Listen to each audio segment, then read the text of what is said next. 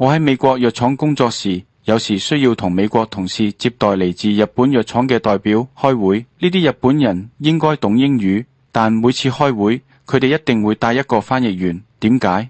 因為當翻譯員喺翻譯時，日本藥廠代表有多幾分鐘可以考慮問題，可以睇到佢哋非常整神，要想清楚先至講出嚟。好多時候唔能夠心急，多一啲耐性會少一啲失誤。點樣知道一個人有冇耐性？比方寫字潦草。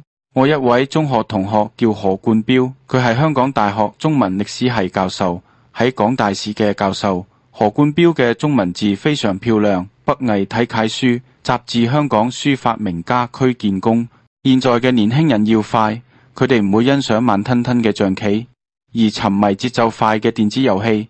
遊戲必須有積分，即係有即時獎勵。請注意，即時獎勵。若獎勵來得太慢，人便躁急。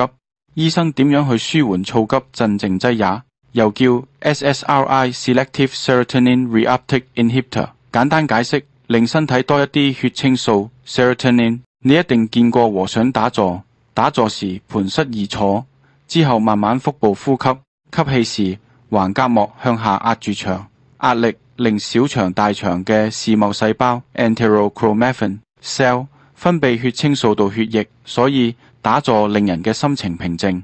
另外，皮膚嘅肥大細胞 mast cell 亦會被刺激而分泌血清素，例如曬太陽，心情便能平靜、平衡、平常心。試下啦。